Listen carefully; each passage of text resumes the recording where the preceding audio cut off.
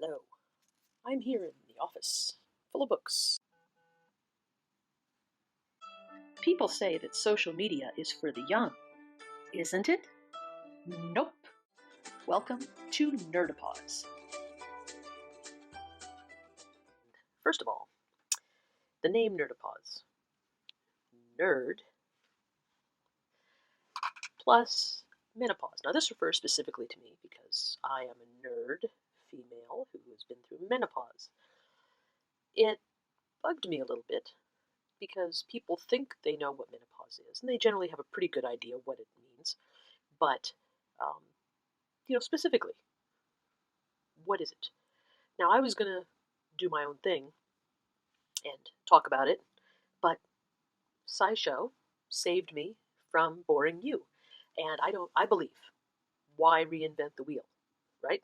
If somebody's done a beautiful job and has discussed it in this wonderful in-depth fashion with facets that I never would have jumped on, why? Why should I bother doing something else unless I have another facet to add to it?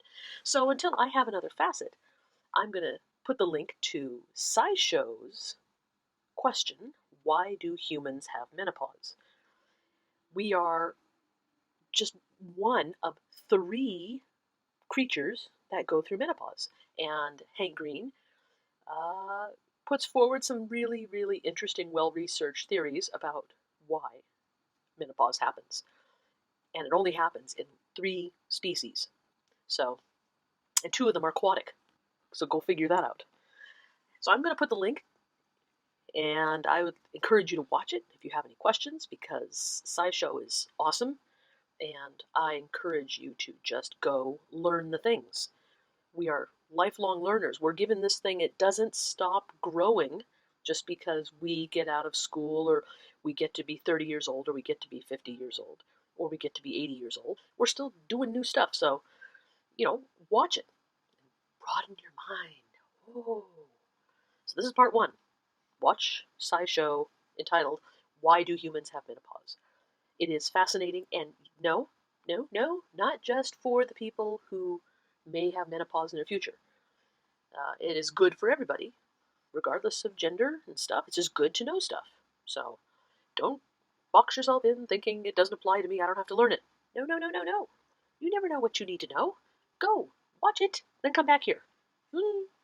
This is a coffee. No, I did not get the unicorn frappuccino. And this is not a sponsor, unfortunately, because I don't have sponsors. I barely even have viewers. The unicorn frappuccino seems to be very pretty to look at, but is basically a cup of sugar. And I have been told by people who are baristas that it is really a pain to make. So I'm not going to order them in solidarity with my barista friends. Today, unless somebody walks in on me, I would like to talk about a little something about moving to the Chicago area specifically. But here in Chicago, all sorts of freeways and toll roads seem to have names. They've been named after people both famous and not so famous, but as memorials or remembrances. I listen to like NPR and our local NPR station, and they do traffic reports, and I have no idea what they're talking about. It's like somebody opened up a random dictionary and started reading things out of it, and no context. I still, after almost 2 years here, I still don't know, really, what freeway goes with what. I've lived in the suburbs where the freeways and toll roads, see, this is why I need jump cuts. The freeways and toll roads are referred to more as numbers, and it's only when you get really towards Chicago city proper that they start switching into being called things, and because Chicago is the heart of Chicagoland, that's what they report on, because that's the heart. That's where people are going in and out of. But I don't understand the traffic reports pretty much at all. So it's really driving me a bit crazy, and I eventually had to make a decision. Either I could expend what little brain power I have left trying to memorize which expressway or toll road is called Kennedy and which one was called Adams, or I could just continue to bumble along referring to the expressways and the toll roads and the freeways by their numbers and sound like a total non-Chicagoland person, which, let's face it, I am, and might always will be. Okay, side note, I have a book that lives here at the center, the room full of books, and I kept this one aside. We got it earlier this year, and I kept this one aside because I love words. I love words that encompass things that you can't describe. Japanese has a lot of them, and they're some of my favorite words. This book is called Otherworldly. Otherworldly. Oh, words are so hard. Otherworldly. And it is by Yi Lum Mak and illustrated by Kelsey Garrity Riley. And it's a very simple little book, published by Chronicle. And it's simply these beautiful, beautiful, delicate pictures. And each page has one or two words that you don't normally run across, and in various languages. In the back, they have some sources about what languages they used, what kind of words they are. But it was published last year, and I found a page that resonated with me. All pages resonate with me. And it's simply this picture of a woman looking off into the distance. Very muted colors in this book. It's beautiful. And one of the words is hiraeth. It's Welsh, and I had to look it up to pronounce it correctly. And it's a noun that means a homesickness for a home to which you cannot return. A home which maybe never was, the nostalgia, the yearning, the grief for lost places of your past. I'm kind of loaded with things that are hiraeth, homes that I can't go back to, or it would be very difficult to go back to.